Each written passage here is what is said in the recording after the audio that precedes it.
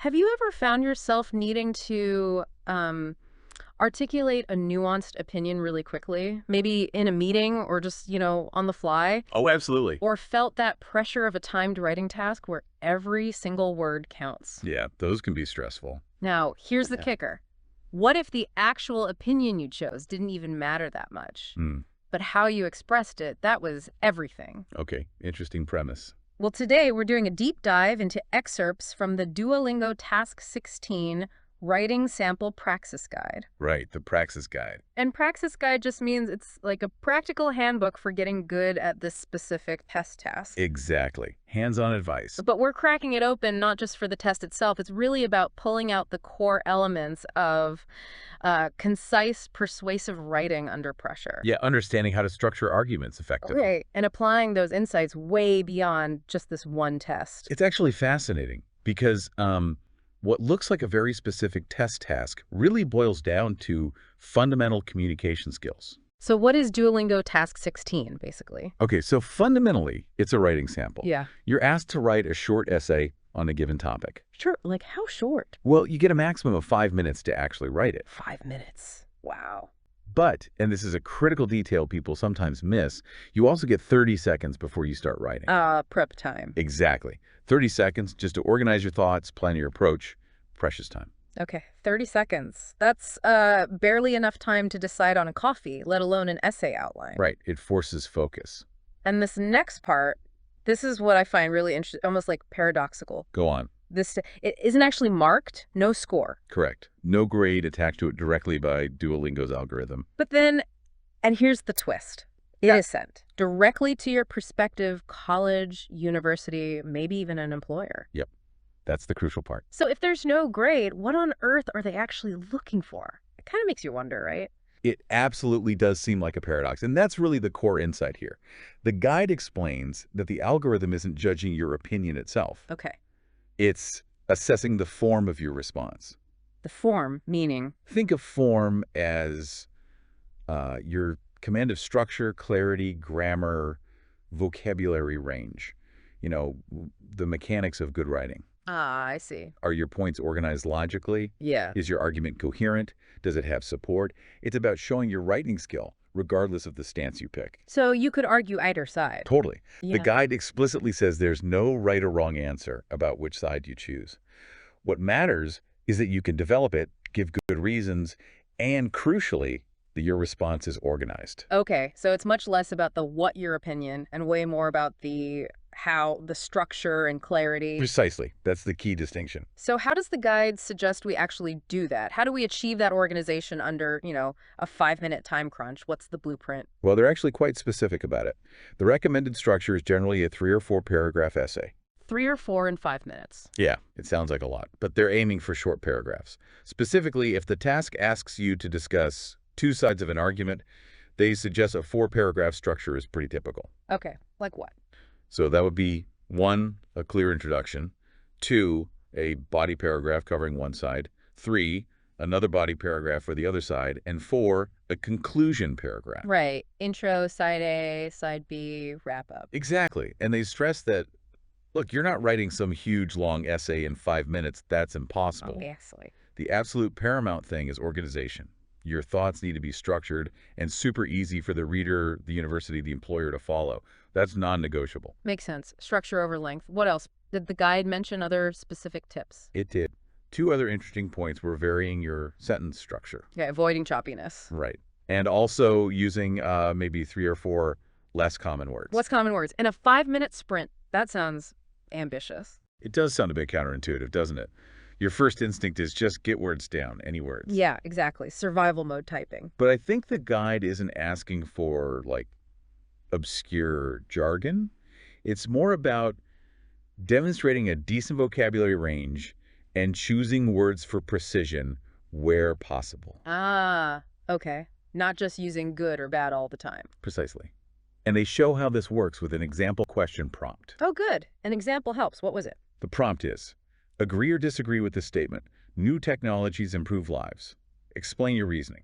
Okay, classic topic. Nice and open-ended. allows for different takes. So how did the guide break this down? Right, so they provide 2 sample essays responding to this. Yeah. Let's look at essay 1 first. This one argues for new technologies improving lives. The pro side. Yes. And its introduction says exactly that. It states clearly it's going to argue for improvement and use explicit examples. Straight to the point. And this is where how the organization in detail really becomes clear. The first body paragraph picks the cell phone as a perfect example. Okay, relatable. It doesn't just say cell phones are good. Right. It specifies how. They let people use email, access apps, search the internet, make calls from remote places, Ooh, create actions. leading to communication happening at a greater rate than at any time in the past. See how specific that is? It's not vague. Yeah, that really lands better. It's a great lesson for any quick argument, actually, like in a pitch meeting or something. Concrete details have more impact than just broad claims, especially when you're short on time. Absolutely. Specificity equals credibility, especially under pressure. So what was the second example in that essay? The second body paragraph shifts gears to the medical field. It introduces the MRI machine, magnetic resonance imaging. Ah, another strong example. And again, it explains the how. Yeah. It lets doctors see tissue, find blockages, torn ligaments, broken bones almost immediately, Right, the benefit is clear. which helps people recover faster and, potentially saves lives. Again, super specific, tangible impact. And the conclusion. Just neatly wraps it up, summarizing how both the cell phone and the MRI make people's lives better. Simple, effective recap. Okay. How long was that example essay? Now, this is interesting. It came in at 212 words. 212 words in 5 minutes. That's really fast typing, like over 40 words a minute while also thinking and structuring. It is, and the guide itself points this out. It adds a note saying this length may be too long a response for some people to type in 5 minutes. Ah, so it's aspirational, maybe? Or shows the upper limit? I think it highlights the efficiency needed. It's not just about speed. It's about how much impact you can pack into each word. You're forced to be incredibly selective. Ruthless editing on the fly.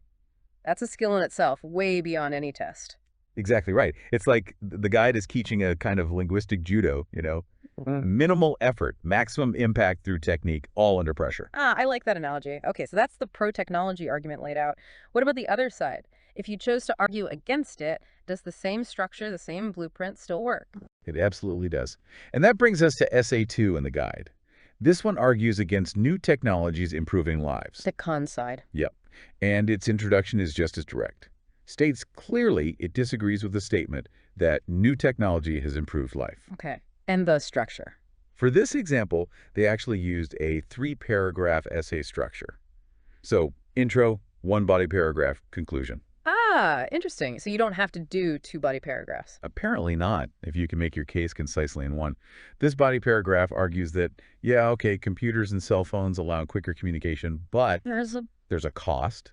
People, ironically, don't communicate face-to-face anymore. The social isolation argument. Right. Leading to people not even really knowing other people properly. Yeah. It also points out these devices are huge distractions, Tell me about it. diverting attention from important work to things like watching YouTube, playing games, looking at celebrity pictures. You know the drill? Guilty as charged, sometimes. And the conclusion for this one. It makes a pretty strong statement. It says, the future looks like people will become slaves to their devices and miss all the fun of real relationships with people face-to-face. Wow, okay. That's quite a powerful closing line. It shows the guide isn't shy about strong opinions as long as they're argued. Exactly. The opinion itself isn't judged, remember. It's the argument structure. Right, right. How long was this second essay? This one was shorter, 174 words, which works out to about 35 words per minute. Still fast, but maybe a bit more achievable for many people than 212. True. And here's maybe the most important takeaway from the guide regarding length. Their target goal, what they seem to suggest, is a solid aim for an organized, impactful response. It's actually around 150 words. 150, that's only 30 words a minute. Exactly, which really, really hammers home the point. They want concise, impactful writing within that very strict time limit. It's quality over quantity every single time. Structure and clarity first. So when we boil it all down, this deep dive hasn't just shown us how to tackle one specific test question. It's really given us a blueprint for, well, for presenting well-reasoned arguments quickly. Yeah, organizing your thoughts fast. And prioritizing the form and clarity of how you say something, maybe even more than the specific opinion itself sometimes. And what's really fascinating to me is how clearly these examples show you need specific, concise details, whether you're agreeing or disagreeing. Those examples really make the difference. They do, all while sticking to that tight time limit and that particular structure. Right. And if we connect this to the bigger picture, this skill, being able to articulate a solid argument quickly, clear supporting points, maybe even acknowledging the other side briefly. Yeah. That's not just for tests. It's vital, absolutely vital, for any situation where you need to communicate clearly and persuasively when time is tight. Like pitching an idea in a meeting, like you said. Or explaining a complex problem when you only have a few minutes. Or even just writing a focused email. Absolutely. That value of strong organizational skills, being able to show you see the different angles, even if you're arguing one side, that's such a powerful tool in almost any communication scenario. It really is. It's about building a compelling case efficiently. So thinking about that efficiency and structure, it raises a question for you, our listener. How might you apply this lesson, this idea of concise, organized, maybe even two-sided thinking in your own daily communication? Yeah, maybe in a professional meeting you have coming up, Yeah. or a presentation, or even just drafting an important email, thinking about structure first. It makes you think, doesn't it? Right. How much of our everyday talk, from just casual chats to really crucial decisions, could actually benefit from this kind of clear, structured approach? The kind demanded by this, seemingly simple writing task. So what stands out to you? What do you see as the biggest challenge or maybe the biggest opportunity in trying to apply this kind of discipline to your own communications? Something to chew on?